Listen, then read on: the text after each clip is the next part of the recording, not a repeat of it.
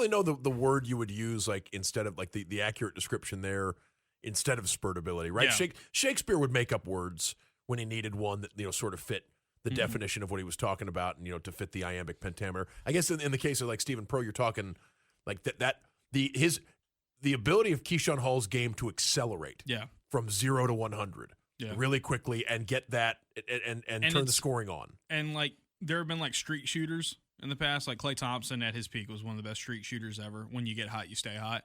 He's got that too, but it's not just shooting. It is creating for yourself, making things happen.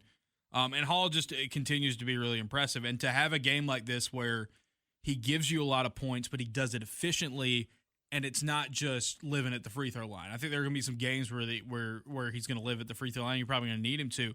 On top of that, though, like, I think in this game, when you look at it moving forward for Auburn, we'll talk about it with the Houston preview, I think there's going to be real value knowing how good Houston is in the half court on defense to have a guy who's going to be fearless with the ball in his hands. You don't want him to force it.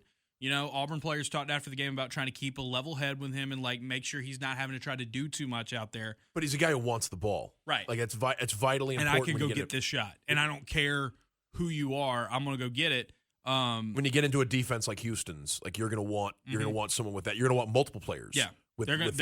Houston's defense is so good, they're going to take away actions that you have. Now, if you can feel like you can get a shot on the dude in front of you, that there's a lot of value to that. If the whole team's made up of that, then you could have a too many cooks situation. You end up like Memphis. You could, or I feel like there have been Arkansas teams in the past. Arkansas is a great example. Muss had some Arkansas teams like that, where it was just like, a lot of guys that want to be the lead singer. And nobody to play the bass or the drums. And I know he's not scoring well right now, and we'll talk about it, but, like, Tahaad Pettiford's got that to him as well. It's a huge reason why Auburn won last season at Houston. I'm very interested to see how that would kind of go. But in this game specifically, Hall doing really good work on the offensive end. The rebounding was great. And then 6 assists. He does have 4 turnovers. You do want to keep it down, keep those down or cut those down. 3 blocks, 2 steals.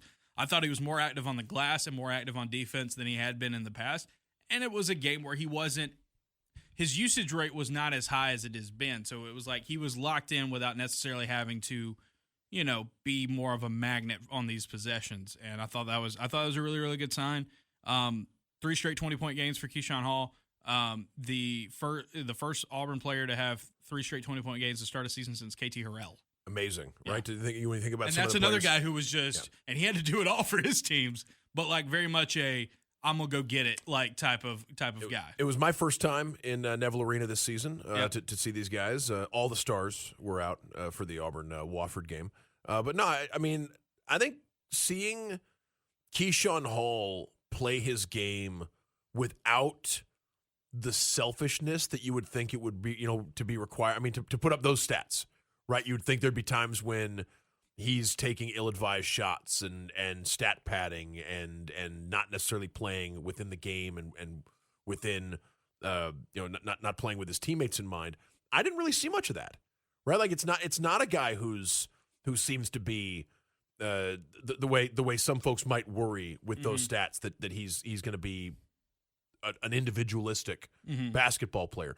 I mean, yes, there are times when you need to go ISO with him, but in general, I think some of those turnovers are transition, and he's trying to get his teammates involved. Yeah, right. Like, so, this is not a 6 assists. 6 assists is great. Yeah, it's for a dude who's playing the 3 and the 4. Like, I think that some folks may look at the usage and think ball hog ?